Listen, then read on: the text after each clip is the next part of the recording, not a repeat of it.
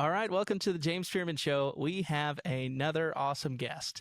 His name is Ned with us, Ned Parks, and we are going to do an awesome show. It's really unique. The people that I've been able to interview and get their stories outside of just aviation, even though most of them have a really awesome aviation story, but also their business. Stay tuned. There's going to be more guests. We try to release at least once a week, and I appreciate you being here. Ned, thank you so much for being here and on the show. Well, thanks for the invite. This was nice. I was delighted to get the email inviting me to be on your show. Awesome. Well, I appreciate you being here. And normally where this show starts is every person, when they got started in aviation, seems to have a moment where they just got the bug, and they get the bug, and then all of a sudden it consumes everything. Typically, for me, it was when I was in middle school. My dad took me to an air show that was local, and somebody let me sit in their 172, and I was hooked from that. I knew airplanes was the thing that I wanted to do. Ned, what about you? What got you into aviation? Well, it's interesting. It's part of the Parks DNA. My great uncle Oliver Parks started the very first flight school in America and had certificate number 1 issued to him in 1927. And to make a very long story very short, he wound up, believe it or not, making it through the Depression with that. A lot of details go into that, but anyway. It's very interesting. He and 4 other flight school owners were approached by the military leadership at before World War II and said, we need to train a lot of guys, and we don't have the resources, and we have no way to know how we're going to pay you. And they said, we'll get started and you figure out how to pay us later. So his school, Parks Air College, which is now still part of St. Louis University, taught 1 of 5 World War II aviators. And then the other 4 took care of the rest of them, obviously. So it's been a part of the Parks family forever. My uncle was a pilot. My dad flew. And I just never thought about not flying, and took my very first ride, ironically, in a sailplane when I was, I think, 7 or 8 years old. And then my uncle and my dad would take me up, and it was just, bonkers from there. That is that is really unique. That's always the joke. When you're around people in aviation for long enough, what's your certificate number? Yeah. Right. That's normally the insult that we toss out. Right. But he actually had certificate number 1 for flight schools issued, which I've always thought was pretty cool. That is awesome. My grandfather was a World War II aviator. He flew the B-25, and I've still got pictures of him going through, the initial flight training. So it's crazy to think about how, the Air Force, he might have done it at Parks. I mean, he really could have. I mean, it's possible. Yeah. He may have. I'd have to look. I remember I've got the location where he went through with the pictures and stuff. I'll have to take a look. That's really interesting. Such a small world, and how the Army Air Corps had, and the Navy, and the services had to figure out how to train the growing demand of pilots. And my grandfather, I think he was an aircraft commander at like 21 or 22 years old, yeah, piloting a B-25. Right. And probably, I don't know if he did it, but, a lot of those aviators at 21, 22 years old were signed off, and then they went, go to England, figure out, here's your route over the Atlantic. It's like, yeah, here you go, figure it out.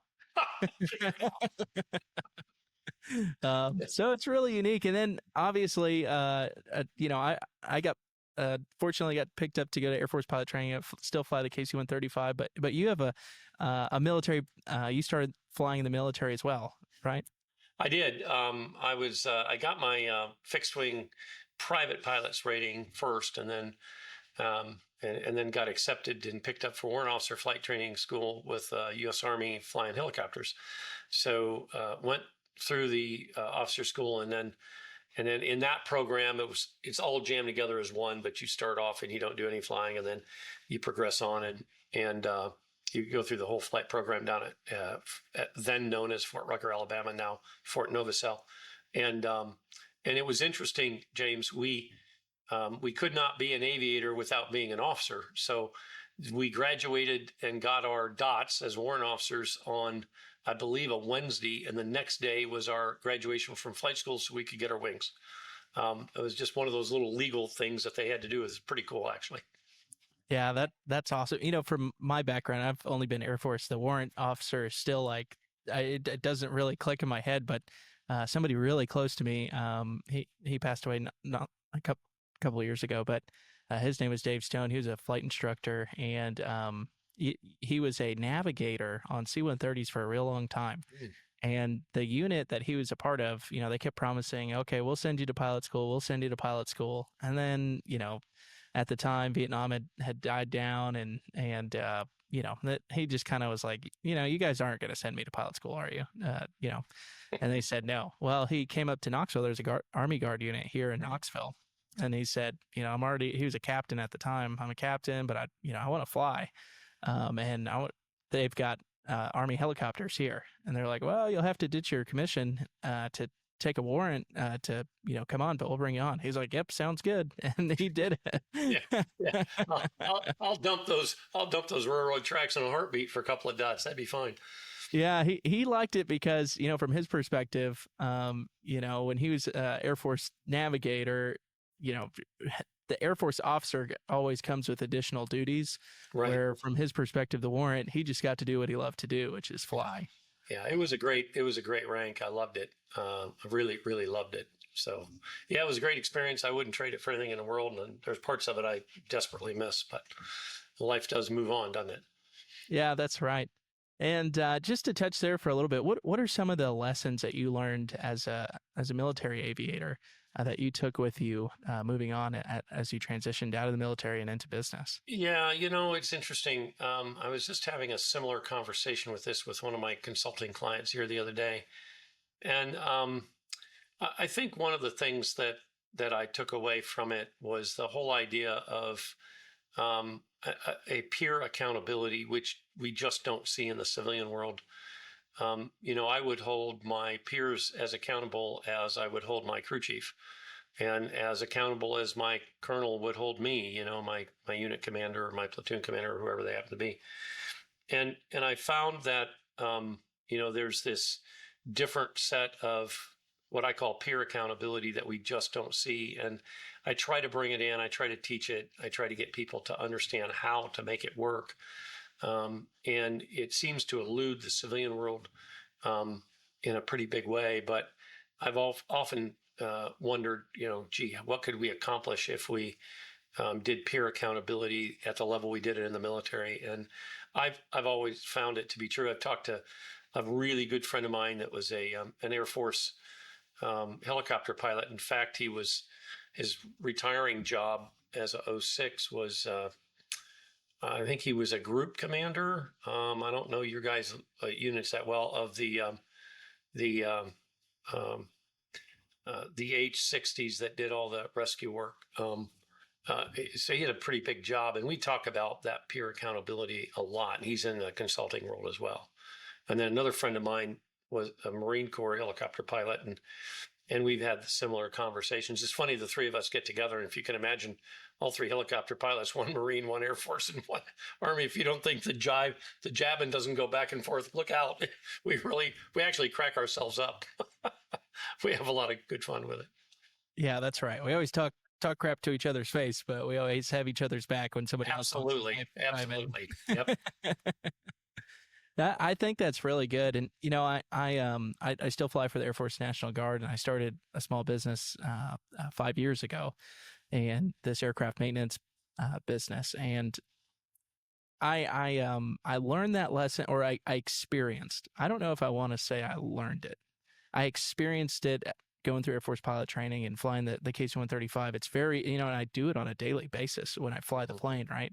Even as simple as when we come in to land, or anytime we take off, we've got our briefings, right? And in our brief, like, for example, if we're coming in to do touch and goes, we're very clear on, okay, I'm going to fly the nose wheel down. You reset the flaps and trim. You give me a push them up call no sooner than, half call. And it's all this where we're literally assigning responsibilities and accountability, on what we're about to do. And then we debrief it at the end on our pre-flight or in our debrief after the flight. We'll sit down and be like, hey, when you went to reset the trim on that touch and go, which is crazy. We're doing touch and goes in a KC-135 tanker, but you didn't really run the trim far enough. It kind of set me up, where I had to apply a lot more pressure than what I would be accustomed to, and I did that a lot. And then when I started a small business, for some reason it didn't click until really this year where, I kind of managed from the hip. And then when I hired other people to help me manage and added staff, we managed from the hip. And I started working with somebody to help me recently to start implementing, management systems. And I see you got a book out on this too, and I'm going to read it. But he said, James, are when you hand something to somebody, what does that conversation look like? Do you tell them what it looks like when it's done, and give them clear gates on what to expect from them? And I'm like, well, no, not really. Right. Right. And it took me back to exactly what you're saying. It's like, James, man, you idiot! You've been doing this every time you fly in a cockpit, but somehow you missed the transition into business. Yeah, there's really no reason it can't be any different. I think the other thing, as I was sitting here thinking about it, is managing up. Especially as a warrant officer, my gosh, we'd have staff guys come out that were 06s, 04s, whatever. We were the aircraft commander. They were getting their 4 hours a month, or they're getting currency, or we'd given them some upgrade training or something. And it was interesting because, you've got this rank differential that goes two ways. You got the aircraft commander, who's the lower rank officer in the cockpit, but and the level of professionalism, I never once, not one time, did I have anybody try to quote unquote pull collar rank on me in the cockpit. Not one time. And that's just a level of professionalism that goes, I think we can all appreciate that. And I was telling that story about 6 months ago to a plant manager of a factory.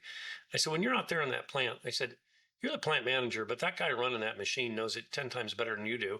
If you're going to be out there and watching him and learn from him, you got to keep your mouth shut and just listen to the guy. And I think that's another cross link between these two worlds, both military, but also flying and the business world. Yeah, you're exactly right. And we'll see the base commander's got to come through and get checked out or get his whatever currency he's got to do. And, there's a vested interest, right?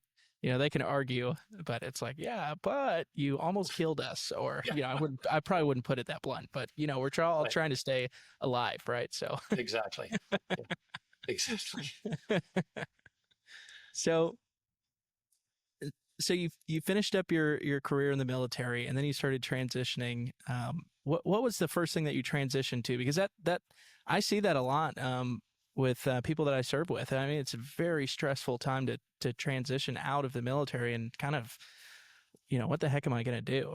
Right. So what did that I jumped straight into aviation. I really didn't know what the hell I was doing, James. I started an FBO at a small county airport. They actually had me come in and run the airport, and I ran the FBO. And then I ended up owning 3 and grew pretty big and moved to larger airports and wound up with, managing helicopters and jets and fixed wings and, all this other stuff, and running a 4-star, high-end FBO. And then I got hired by a manufacturing company.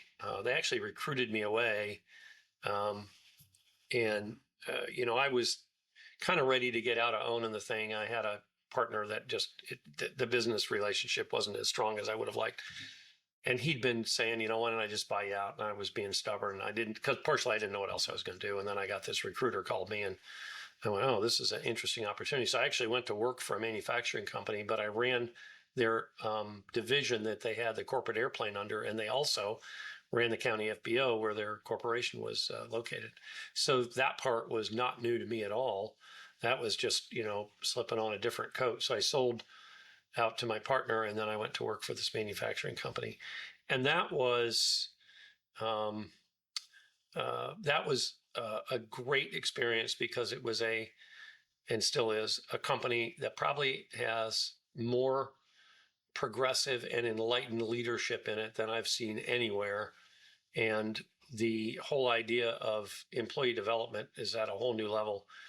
And that's not always just a workshop training. That is, give this person a stretch project and see how they do and make sure they don't fail and let them learn along the way and, do this and do that. It's just astounding. So I did that for quite a while, helped them move up an aircraft. We did all kinds, we had a whole maintenance shop. We had service centers. We did, had more FAA certificates than I care to remember. And we started down this road where they would call me in on the factory side of employee development and facilitation and strategic planning. And I was like, oh, this is awesome. So I wound up saying, man, I really want to do this. So they actually helped me transition to be in business for myself as a consultant. And so that's kind of the short story of moving through here. There was some crossover time spent flying for a couple of hospitals as an EMS pilot. And then when I had the FBOs, I did a lot of helicopter contract flying as well. But so yeah, I've really kind of touched a pretty good amount of aviation for sure. A few things I haven't done, but I've not done crop dusting, and we did sling loads in the military, but I never did them civilian. And there was a few other things I never did, but just about everything else we've some one way or another touched it. And then I've been in the consulting business now, not actually with no aviation clients for 25 years. We're celebrating 25 years this year. So Wow. that's the kind of the short story. That, it's really interesting. Just my experience. I started flying when I was about 15, and even before then, my dad was taking me to air shows. What I've always noticed in aviation is you've got good mechanic, good pilot, and then they get into business, right? And normally they're bad at business, And so it's really interesting that you're at a spot where the fact that even just talking about systems and managing and wanting to and acknowledging that you are a business owner, right? Like that's like the first hurdle Right. that I notice my peers in the industry. They're like, well, they view themselves as pilot. It's like, no, you're business owner, and they either own a charter or they own a 145 repair station. They view themselves as mechanic. Yep. And so it's really unique to see a coach come out of that industry. To me, it's very unique. And you probably are. How many of your clients do come out of the aviation industry? I don't have one single client, not one in 25 years. I'm not surprised. That is aviation related at all. I mean, I've had one. There's one company. It's a manufacturing company. They actually make injection molded plastics for the airline. So the tray you fold down, put your coffee on, they make those. That's as close as I've ever gotten to work with anybody in aviation. We're kicking off a strategic planning division that's going to be directed specifically at tier 2 airports and down and FBOs. And we don't believe there's a massive market there, but it'll be enough to make it, financially worthwhile to be in it, but also I want to be in it. That's the other piece of it. So we're going to take what we can get and not, chase after the wrong stuff. But I was lucky, James, in that my first business partner was one of the most astute guys when it came to business acumen that I've ever met. And he taught me just a boatload of things. And then the guy that owned the manufacturing company was a gifted teacher and had business acumen over the top. So I was very lucky in that I had people that were extremely close to me that were A, willing to teach me, and B, were good at it. And I think that if it hadn't been for that, I'd have crashed and burned a long time ago. Yeah, when you said none, I almost knew that was going to be the answer. It's surprising because you got all these arrogant pilots, right? That think they know. They know everything. They know it all. They don't ask. You. Yeah. And then unless they're, sorry, we are in a hangar and there's a jet pulling past. I don't know if you can hear that. Yeah, no worries. They're shut down right now. Okay, man, it's fine. But yeah, and especially in the GA, the small end of it, they just. They get to roughly $1 million in revenue, and then they stay there until the wheels spin off or they work themselves into a hole, is what I've, Well, yeah, and they frequently really don't understand well enough how to get their profits where they need them to be. And I find that many of them sell by price, not by value. And so it's a race to the bottom, and they're out of business before they don't know it. They don't understand why. Yep. And it's that old adage of I may not make money on this, but I may lose 10 cents on it, but I'll make it up in volume. And, it's like no, you'll lose more in volume at that rate. Yeah, these are, and it's like taking me back through traumatic events, right? Like these are like little trauma lessons, as a young entrepreneur, right? In the beginning, I was like, oh, I want to work on everything. We want to Right. bring, yeah, and what, and then you realize you get kicked in the where enough times where you're like, I don't want to work on that anymore. It's funny. November 1st, in addition to my consulting business, I opened a Cirrus training center here in Akron. And, we made the commitment that, it's Cirrus aircraft, period. That's it. That's all we're doing. And, I've had a couple people already come and say, wow, your facility's gorgeous. I'd like to put my Aero on leaseback. Nope, won't take it. That's not our market. It's not our airplane. There's nothing about it that fits. Sorry, not doing it. And they were very, very, very focused that way, and just won't even look at anything else. In fact, I don't know how much you know about the brand, but we won't even touch anything older than a G5 for having it in the fleet, because we want the avionics to be the same. And then, so we're very, very focused, very boutique, and I'm just determined to turn out a great product, and we're going to make a nice profit. And it's just that simple, or we're not doing it, and just apply some good basic old business principles to it. And everybody comes out happier. And if somebody wants to beat us up on price, I guess we're in the wrong school for them. They can go somewhere else. That's okay. And that's really okay. And I'm not angry about it. It's fine. Yeah, you're exactly right. It took me, I don't know, probably 2.5 years, 3 years to really learn that. Luckily for me, I had worked for Cirrus Aircraft. I was an A&P for Okay. them for Okay. years, so I already really knew the airplane really, really well. Right. And then as an A&P IA, I was able to quickly, offer a higher end experience, more Right. white glove, high touch Yep. experience for the local community. And then, yeah, but I would still take in like the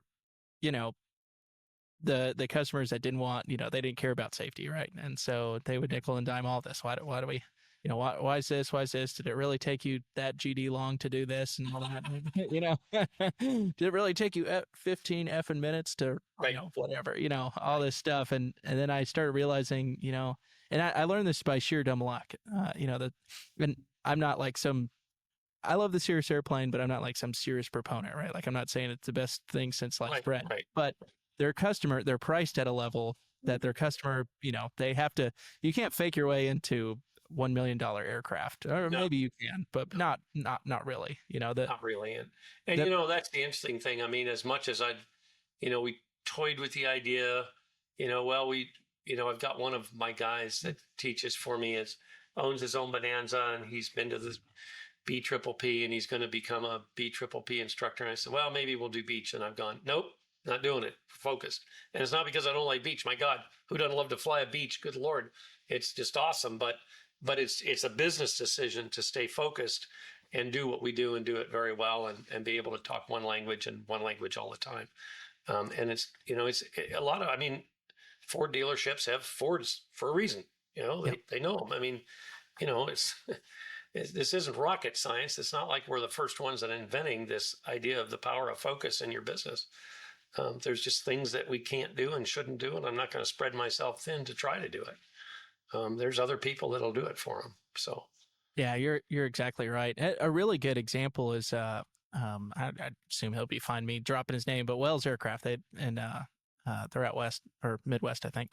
But yeah. they only I've talked to him on the phone. He's like, James, I won't if I won't put air in a tire in a Cessna 152.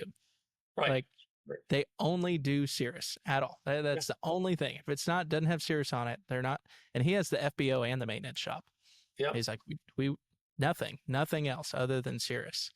Right. And I haven't niched down my business that much, but once you start, it took us a while to start job costing too. Once we started job costing, then we realized, oh man, there's, for us, the Cirrus and the A36 or G36 Bonanza is, I'd say the Saratoga as well are like our most profitable airplanes. And it's like, Sure. yeah, Yeah, let's only do those. exactly. That's When you start exactly right. understanding your numbers, though, there's no way to know that if you don't job cost at all. Which Yeah. most shops are just like you said. They're not. They don't sell on value, and they don't know their numbers. They're running it just off the bank account essentially. Yeah. That's I, exactly right. I say that because I've been there.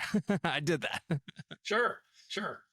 Most every entrepreneur at one level or another has done it. If sometimes uh, by ignorance and other times by, oh my God, the business isn't there. I'm scrapping to just make the next buck to, keep the lights turned on. And then they, there's good enough that they figured out, or just sheer dumb luck. I mean, everybody has probably touched in that world somewhere, starting a bootstrap company, unless you go out and raise, $6 billion on the stock market with an IPO.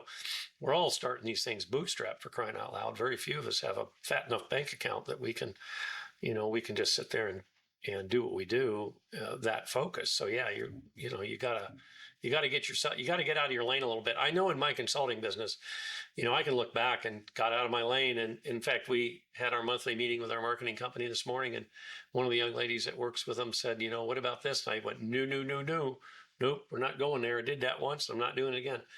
Well, there's money there. Yes, there is, because I put some of it there because I lost it there. So I'm not going back again. That's the like, I call that like a trauma response, from that one customer that really jacked it up from you. It makes your skin cringe. You're like, ooh, no, I want to run to the other side of the building when you even say that. James, since we've been having this conversation, there's one other thing that's interesting, both on the maintenance side as well as the pilot training side. You and I have met people that I don't want to train them anymore, and you don't want to work on their aircraft anymore. They don't fit our culture. They don't fit our values. They don't approach things safety enough. And it's like, nope, not flying with you, not doing it. There's no way. And you know what, that I'm going to make that happen. And on my consulting side, there are two companies I've actually fired. And one of them was early enough in this business that, man, I was like, oh, I can't believe I'm doing this, because this could be a chunk of change here. It wasn't right. It felt bad. I felt like I had to take a shower every time I walked out of their office. And, I had a guy reach out to me a while back, and he goes, I understand you really know a lot about the Super Viking. I said, yeah, I've got quite a bit of time in them. Do you like them? I said, oh my God, they're a phenomenal airplane. Oh, I just got one. Will you train me in it? Nope, I would not. And it's not that I didn't want to fly the Super Viking, right? Because I love the airplane. Nope, I'm not flying with you. I didn't tell him that, but it just wasn't going to happen. There's no way. I don't want to be in the same hangar with the guy, let alone the cockpit.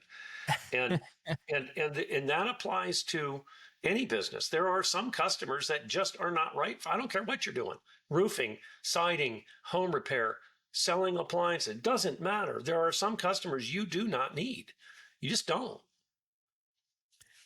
Yeah, again, this was just kind of school of hard knocks for me, but I wish somebody would have told me that I could fire people sooner, but it didn't come naturally to me. But I realized, okay, there's some customers, most of the times the new G36, new Cirrus owners, James, keep my card on file. I don't care. Just make sure it's there by Wednesday. Right. Just run the card. And then I had other customers that would be like, did it really take you effing, 15 minutes and GD this and that on the phone and and run me up and down? And I was like, what about if I just said no up front to all these people, and then all these people that cursed me out on the phone for doing a service for them, and then only focused on these other people? How much more time and energy would I have to pour into these people that really appreciate my services? Well, James, the other piece, you're so right. And the other piece to that is, I don't know about you, but I find myself worrying about the bill I send to those people more than the guy who's questioning everything.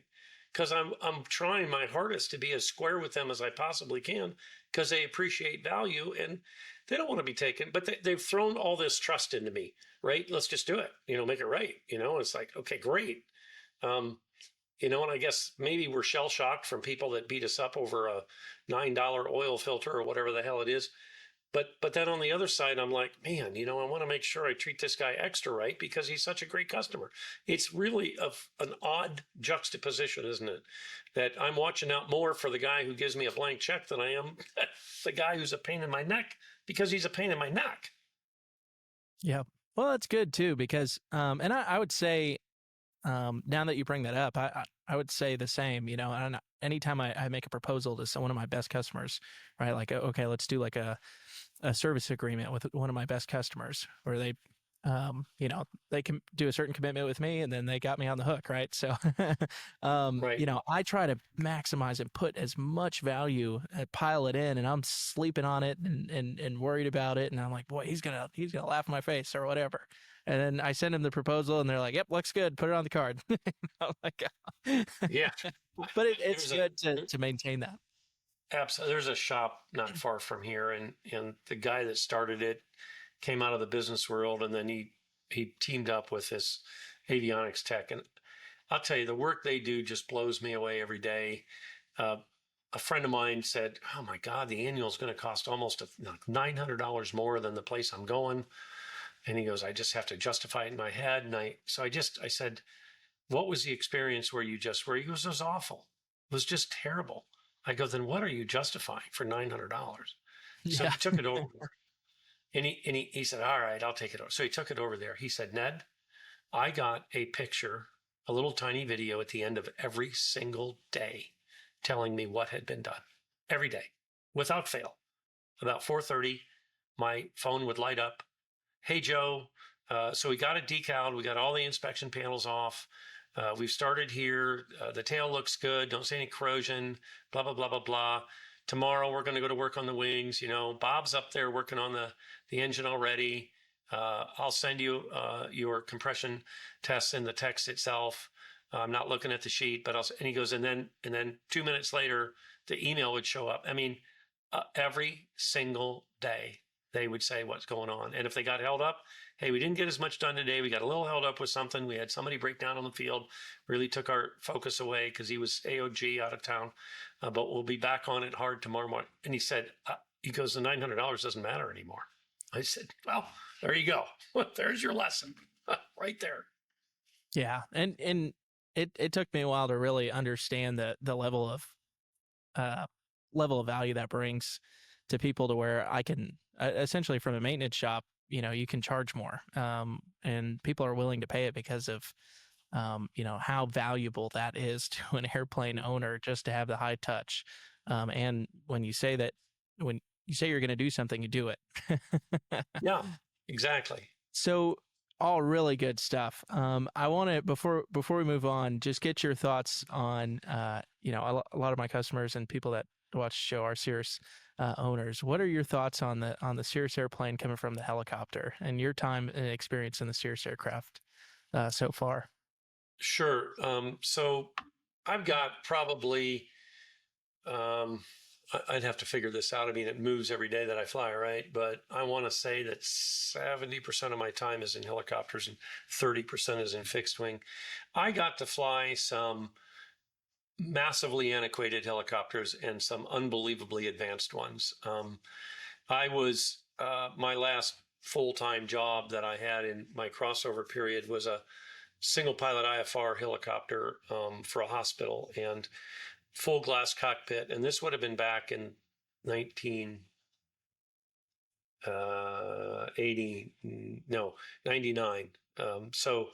Glass cockpits and single pilot IFR helicopters with full triple redundancy and autopilot were really something new on the market. I mean, it was like massively new. And so I had been exposed to that, and it was like, oh my Lord, this is something completely different. So when I jumped into the Cirrus for the first time, the performance impressed me. Obviously, the quality of just how everything's put together. The door closes, especially in the new ones. The door closes, and it's like, oh, this feels like a beach in some ways, right? And just that level of quality. The advancement, I love it. And the performance is just, really difficult to argue with. I mean, the aircraft performs; it really performs. And so I think maybe my stick and rudder stuff, I'll still climb into a helicopter and my stick and rudder comes back to me quickly, or even a really older airplane. But then I'm managing. A good friend of mine said, "You don't really fly the Sirius; you manage it." And I don't know that that's. I mean, it was a funny comment, but I also think there's a lot of truth said in jest, and I think there's a good piece of that that's true. I know that teaching our transition students, and I'm pretty adamant with our instructors that they really get their stick and rudder stuff down, and then it's not an either or, it's a very much a both and before they head into automation. I want them to absolutely fly the airplane, and that comes pretty quick to somebody who's a decent pilot, and then we switch them over, and then I say now they've got to learn the automation, because if they don't learn it, they can get killed, and that's just by not knowing the automation. So I think that I love everything about the aircraft. I'm having a blast with it, and I said the word before, but the ability to focus, just little things like an article about the landing gear on the Arrow, I'll pass up on it because I don't care. I'm not touching them, so it doesn't matter. So my own proficiency of knowledge as well as flight goes up when I'm able to focus on, a very specific model of aircraft, in this case, the Cirrus, but it could be anything. And I think that's the other piece that I like about it. The innovation, I've long said that if aviation doesn't start innovating, we're going to be dead, especially on the GA side. I'm not one of those guys that laughs at electric airplanes.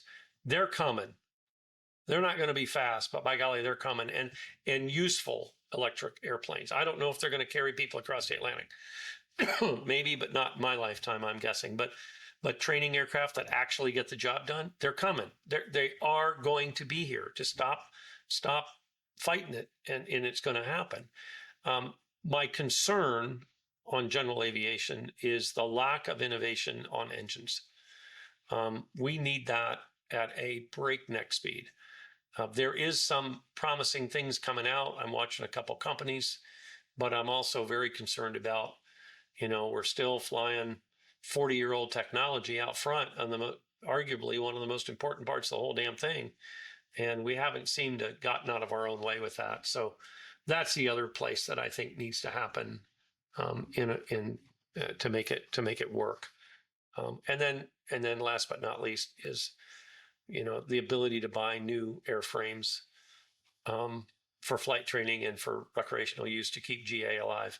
And I think Mosaic is going to be a major step forward in people being able to actually do something with a light sport other than get into it by themselves, and all these other things that are coming out. So I guess I don't know if that really answered your question. I rambled a little bit, but no, I think you did for sure.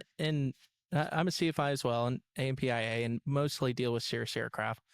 I think it's definitely, and a shout out for you too. I want to give you an opportunity, so people that want to learn in a Cirrus near you, how to get a hold of you. But my thoughts towards that plane, coming from the KC-135 and other experience flying lots of other different GA planes, I think it's definitely a stable aircraft. It's easy to fly. It's definitely still a high performance airplane. You can certainly put yourself in a position that you might not get back out of.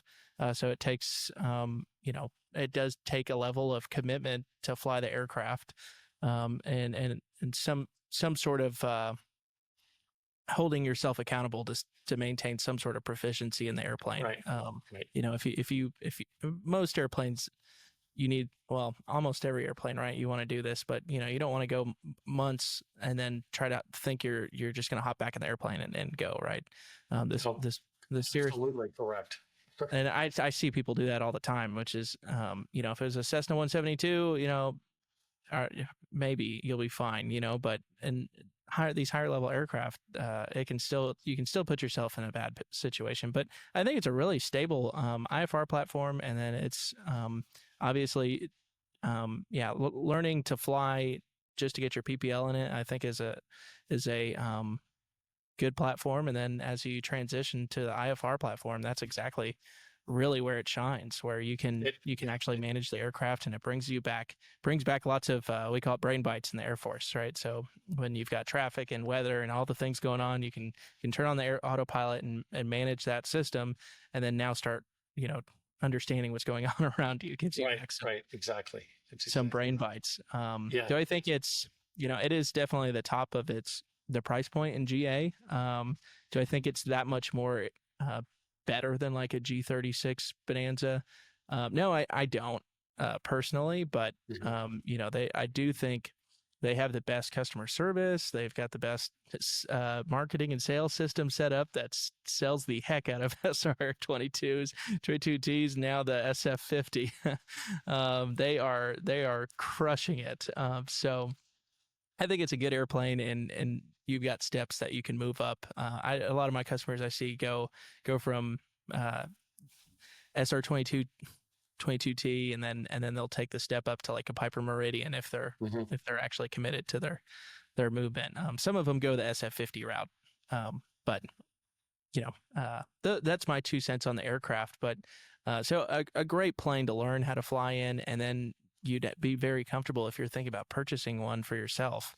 Right, a lot of my customers, they're middle-aged. They've been successful in business enough to where now they have the resources to start buying back their time, and it's a big commitment to learn how to fly this thing that you want to buy, which is going to bring you back time. So it's definitely doable in this airplane, and doing all your flight training in it, and then you're going to be, rather than like doing a 172 and then you already know you're going to buy an SR-22. I think it's way smarter to find a school like where you're at, if they know that's where they're going to end up. Yeah, I've had a lot of people say, is it wise to teach a private pilot in a high performance airplane, whether it's a 210 horse 20 or a 310 or 15 horse 22? And here's my response to them. Well, I don't know. They taught every single solitary World War II pilot in a 450 horsepower bi-wing short coupled tail dragger Spearman. That had to be intimately more hard to fly and learn than a 210 horse Cirrus. So no, I don't think it's at all out of the realm. In fact, I find what's interesting is learning the avionics bed probably that adds the 10 hours to 20 hours to the national average you get in your private as the stick and rudder piece to it. If I didn't teach you the avionics bed, I'd probably have you done pretty close to 40 hours. I mean, flying the airplane's not all that hard. The avionics bed, especially on the G6 and now the G7, especially for somebody they don't have anything, they're not coming from a bank of knowledge. There's a lot there to cross over. And I think that probably takes more time, which is why we have a absolute dead replica Cirrus flight simulator that they can log their flight time with. And our private pilots spend a lot of time in the simulator, a lot. And we could care less if it's only 2.5 hours towards the rating. That has nothing to do with the decision to put them in there. Absolutely nothing. They're going to have more than the 40 anyway, so it doesn't matter. It's one of the best training beds out there. So we put them in there. I mean, we have a rule. The rule is the only reason to cancel an appointment is the weather shuts us down. Somebody else got the simulator before you, or you're sick, but you're coming in and we're working, whether we're in the aircraft or not. And our customers like that. They want to know Tuesdays at 4, that's where I am, period. Whatever I'm doing, that's where I am. Yeah, I'm guessing you're dedicated students. I'm guessing your ideal customer probably is like mine. They're probably in the market to buy their own aircraft. They're going to be aircraft owners. And they want to learn an aircraft that's going to be similar to what they're going to purchase. I've got a student right now. She has a total of 3.5 hours in the airplane and probably 3 or 4 hours in the simulator. She's already talked to me Saturday about the Vision Jet. Yeah, that's I hear all that. This is my customers. This And she's got they the just want wherewithal to to ask do for it, and she's 22. bright. I mean, the woman is, I mean, she's an accomplished attorney, just as nice as she could be. She goes, yeah, she goes, my husband and I are looking, we really think the Vision Jet's going to be the way to go. Okay. Can I get you to get the written done, please? Yeah, let's start with finish your PPL. Yeah. Like I said, most of my customers are in that range, and I assume it's yours too. What do you tell someone that they're thinking about purchasing an aircraft, and only 1% of the nation are pilots, and then the percentage of that actually own aircraft? I don't know the number, but it's probably very small as well out of that 1%. So it's not like you can just your neighbor be like, hey, when you got your private, what'd you do? You often don't have um, any resources until you start getting around the local airport. Right.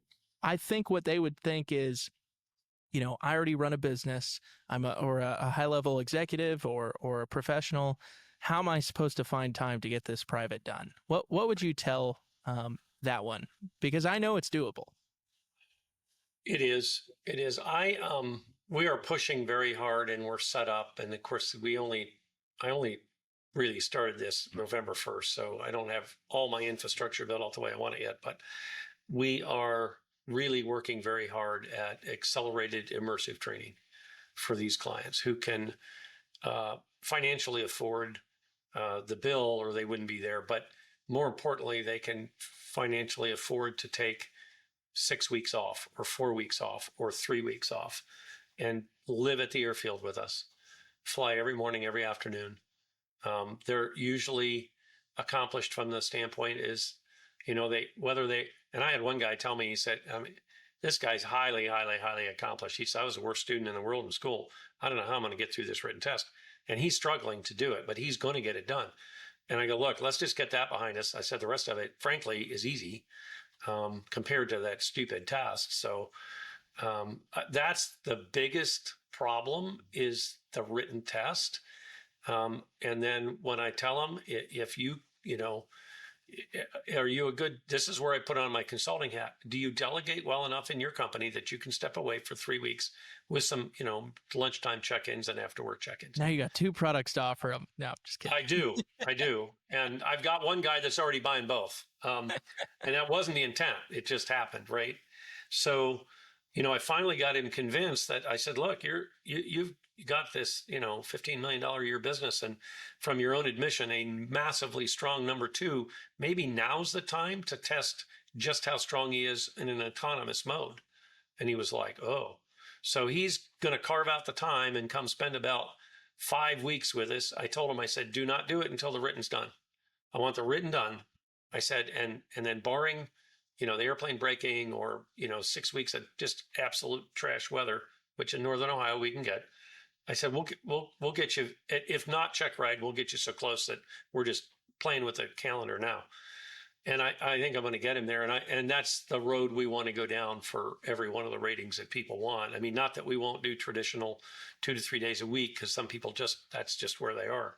And that's fine. But we're really working towards, really specializing A, in Cirrus, and B, in accelerated flight training. Because James, you and I both know that's how we did it.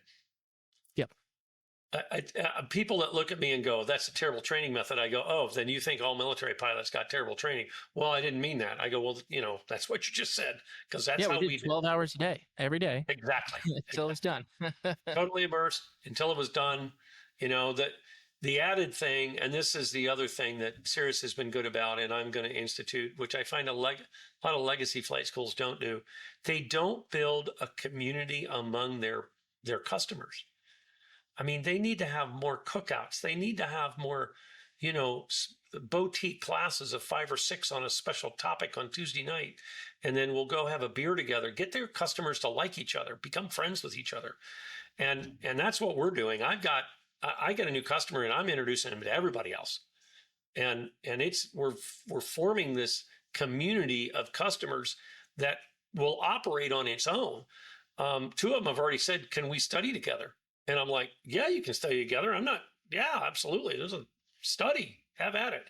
They're on Zoom together studying. I'm nowhere to be found. None of my instructors are. And I think that that's another major change that we need to see, is this community that really, really pairs people up, because they're a doctor with a lawyer, or a guy that owns a manufacturing company, or whatever it is they do. It doesn't really matter. But they have this one common thing that they have there. And some of them are now doing business with each other. It's like, this is awesome.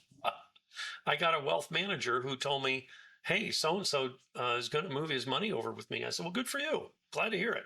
That's awesome. So I think that's the other thing that we need to do in this community. And I don't care whether it's Cirrus Aircraft, or if you're a legacy flight school with a bunch of 40-year-old 172s, you can run a professional flight school. Just because they're old doesn't mean you have to be unprofessional. And I think you could still apply all of these things. I don't think any of them go away. I really don't. It doesn't matter. I mean, if you make the airplane safe, you run a safe operation, it's less expensive. It's 172s, fine. It's, good Lord, half the flying public has learned to fly on a dang on 172. So I'm not knocking it in any way, shape, or form, but I don't want people to think that this can't happen somewhere else, because it can. It doesn't matter. That's right. You've got a specific customer that wants to fly a specific airplane, and let's say I am someone interested.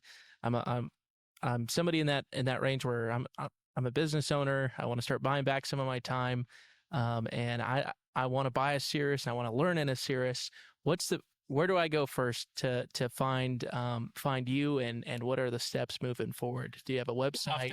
If they're anywhere in Northeast Ohio, I mean, I tell anybody, picking a flight school is a little bit like picking your gym.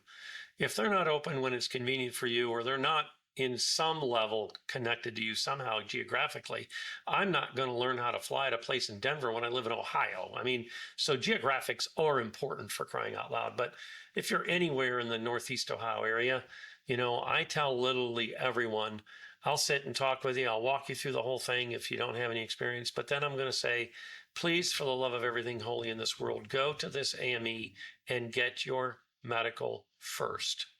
I would rather you be disappointed that you couldn't get your license before you spend $8, $9, $10, $12,000 with me than after. Now you've got the bug. You've spent. It's not even about the money at that point. It's just about the love of it. And some weird thing says, nope, can never have a medical. If you have to battle to get one, that's a different animal. So I always tell everybody coming into it first, the first thing I want you to do is become highly proficient at understanding the medical process. Let's get that thing, get it out of the way. And then the next thing is, let's get out here and make sure that you like this. And we'll do that before the medical. But I always say, I want you on the controls, 1 or 2, 3 lessons. And if you look at me and go, yep, I'm in, then I say, go get the medical. And if you look at me and go, it's not what I thought, I don't think I can do it, or I'm terrified of it, great, then we're done. Love you. Let's go get a beer and be friends. I'm fine with that too. So that's kind of how I talk. That's always been the way I have run this. And so we're based at the Akron Canton Airport, about 30 miles south of Cleveland. We do have interest now of people wanting to actually fly in, stay in a hotel for especially their instrument rating, or commercial. I've got a guy coming in for his commercial rating. He's going to spend a week and a half with us. He's got the written done. He's going to stay in the hotel literally across the street from the airport, and we're just going to work with him until we get him a check ride done. And so, I just tell people the daggone truth. And as far as owning it, I'm able, because I've done it, to slip on my other hat and have a meaningful conversation about the legal ramifications, the financial ramifications of owning an aircraft, what to do here, what to do there. We always pass them over to, competent, attorneys and accountants for the final stuff, but I can certainly get their head wrapped around and teach them what questions to ask and what they're looking for and what they want. And I've done it, right? I've owned my own business. I certainly understand how all that works. And so we try to blend those two things together and give them the best advice that we can, so they can make ownership a very informed decision, right? And I tell them, I go, look, if you don't want a bunch of people in your airplane, then let's not talk about the business case of leasing it back to me. Let's just understand this is what it's going to cost you, and then we're done with the conversation at that point because there's no payback there. This is like owning a boat or horses for your kids. You're going to write checks. This is what you're going to do. That's just the reality of it.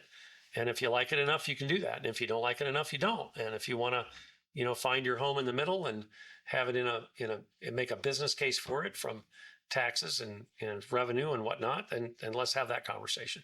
And it's astounding how many people will look at you and go, yeah, I don't want anybody in my airplane unless they're with me. Okay, great. Then we will now have a different conversation. And they go, okay, great, let's do it. So I think that's important to just be honest with people about what this world is like. And once they get their head wrapped around it, they say, fine, I got a really good friend of mine that he's going to move up to he got his private in 172, instantly went out and bought a 182, which I thought was the right starter airplane, got a gorgeous airplane. And so he's now saying, all right, Ned, let's find an SR-22T. And I said, okay, fine. And I'm trying to remember exactly how he puts it. He goes, owning your airplane is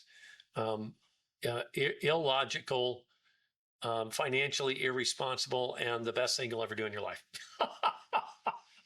Yeah, I have that conversation with my customers a lot, and they're like, well, how do I justify this? Because they're thinking about buying a bigger or something faster. So whatever airplane they got, it's not big enough, it's not fast enough. And they're like, yeah, how do I justify it? I was like, you can't. It's You can't. like, you can afford it or you can't. That's the Exactly. Yeah. the only thing it does is saves you time and makes you happy. Okay. Right.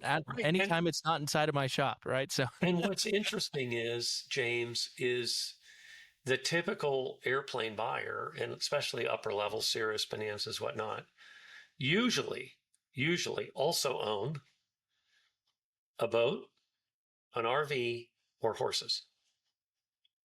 yeah. And Also, when I find that out, I tell them, how did you justify the RV? And they look at me and they go, well, there is no justification for it. Well, why do you have it? It's expensive. Yeah. Because we like it. And I go, stop talking. You just answered your question. yeah. And they go, oh, okay. This is normally where I take over as the mechanic shop. And they're like, well, why did this part break, after straight out of the box or just after 1 hour? It's like, well, this is low volume manufacturing, handmade products, not like your car where you just hit the button and there's there's never a time that you just get in your car and push the button. You think it's not going to start, right? Like it is. There's no portion of my brain that thinks I'm going to walk out to my car in the morning and it's not going to start. Where in a plane, low volume, people, there was, let's say, an alternator that went bad after 2 hours. It's like, well, it's handmade and it's going on this factory line. And one guy named whatever his name was, his wife was yelling at him that morning, and that's the one that you got, unfortunately. Yep. Now it's bad. We got to change it. Yep. But you're exactly right. What's the best way that they could get a hold of you? The best way is just to call me on the phone. I'll be honest with you, 330-328-8309. And James, if somebody in California wants to just talk to me and just shoot the breeze about this topic with somebody that's not going to try to sell them anything, I am absolutely happy to do that. I'll say, hey, let's get on a Zoom call in the evening. You pour what you're drinking, I'll pour what I'm drinking. I'm glad to have the conversation and hopefully you'll learn something. I'm not going to send you a bill for it, whatever. I'm not going to give away a bunch of free consulting work, but I'm happy to jump on for an hour and try to walk somebody through some of this stuff. I don't have an issue with that at all. That's the kind of the give back to the whole idea of aviation. I think that's one of the most important things. I think you're exactly right. So now with what you offer consulting wise, let's say I'm a business owner and who's your primary, you're very specific with your aviation business. Who's that ideal customer for you in your consulting business? Yeah, the ideal customer for me is not industry specific. The ideal customer for me is somebody who pays attention to their employees and the culture of their organization and how their employees perform. And I don't mean just crank out more parts than the next guy. I mean, like, perform at that another level. If they're not interested in that, then we're usually not a good fit. The one of the two customers that I fired could have cared less about the people that worked for him, was rude, in our private conversations. And I just thought, this guy, I don't know why I'm even here. I really don't. because nothing I'm going to do for him is something that he's going to value.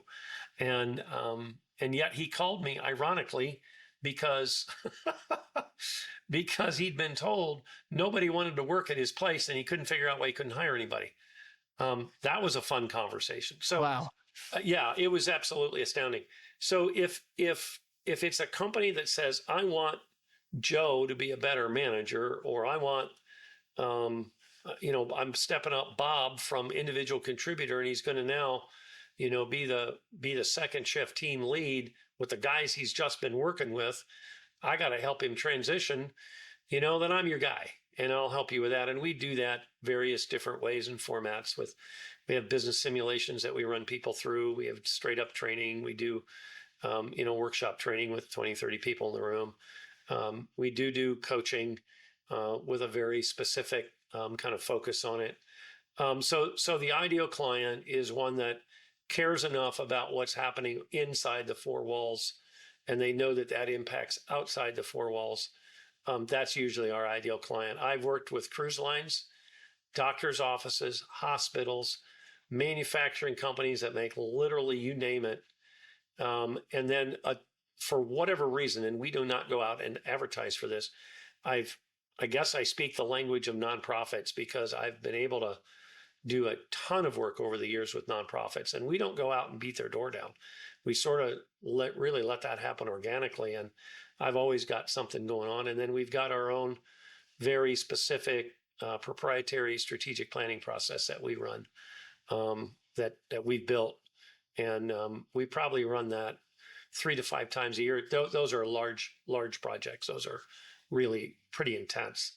So yeah, anybody that and any size company. I mean, I'm doing a huge, just enormous coaching with a multinational company that's on the stock market, manufacturing, and that just keeps exploding. So it really doesn't matter how big the company is or what they do.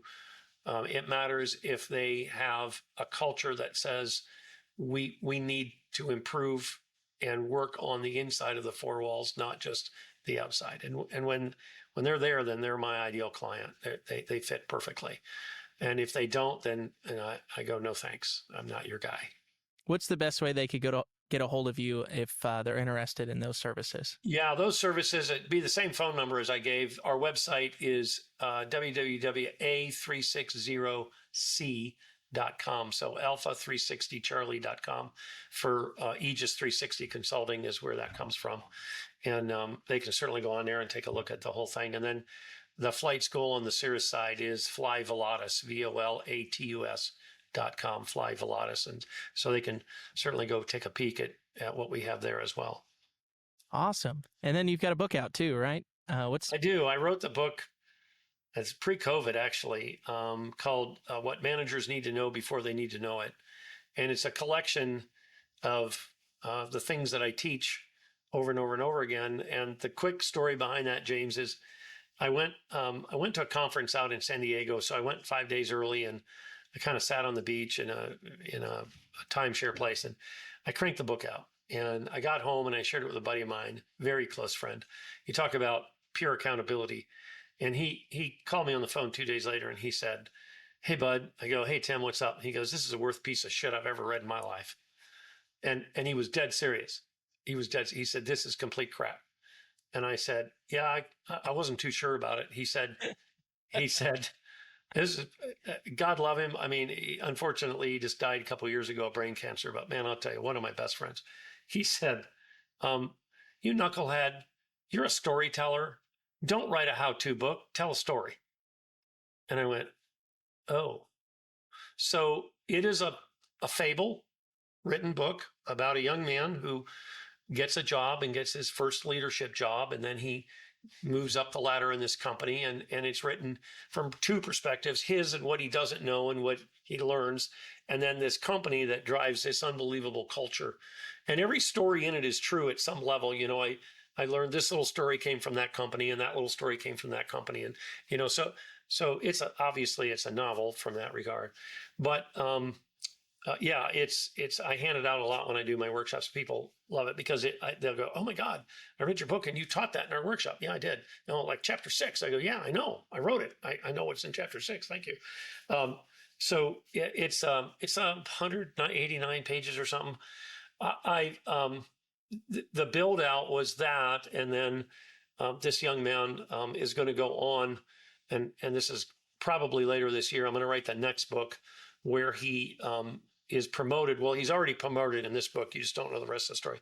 He's promoted to be actually a division manager of an acquisition that his company made. So the problems change there, the challenges change there, the demands change there, and I'm going to attack those in that book. And then the third book, he's going to step out and start his own business. And so that's the third book will be, again, everything changes, right? I've got to hire an accounting firm. I don't even know what to ask, right? That was always done by somebody else. It was Bob. He was the accountant. What do you mean I got to hire him? So it's going to take people through. I work here and I got promoted to a leadership, which is this one. I now am now I have P&L and balance sheet responsibility for an entire division. And then after that, I'm going to leave and go start a business. So those are the next two. We got way behind. I probably should have cranked the second one out during COVID, but I was doing so many other things that I never got to it. So, but it's coming. It's going to happen. So That's awesome. Where can they find it? It's on Amazon. Yeah, it's on Amazon, and I don't know if they still carry it. They've carried it for a long time at Barnes and Noble. I'm not sure it's there still, but it's clearly on Amazon. You can find it there with no trouble. Awesome. Well, Ned, I want to be respectful of your time. This has been an amazing episode. I feel like I could probably go another couple hours with you. We only scratched the surface, but I do want to be respectful of your time. And I just want to say thank you so much for taking the time to join my show and share your perspective. You're exactly who the listeners are in this podcast, and you're benefiting the community in a lot of positive ways. And only some of them we were able to touch on. So I really appreciate you. What a great chat. And I certainly appreciate your time as well. And thanks for having me on as your guest. I appreciate it. All right. Well, this is the James Spearman Show. And thank you for listening in. I'm going to put Ned's contact info in the description in this and ways to get a hold of him if you're interested. If you're in his region and you're interested in learning how to fly an aircraft, or you're looking for purchasing your first aircraft and you need that information, reach out to Ned, or a business owner looking to grow and scale and implement systems, reach out. So there'll be more episodes coming, more great guests that we have on the show, and like and subscribe. I appreciate you. Happy flying.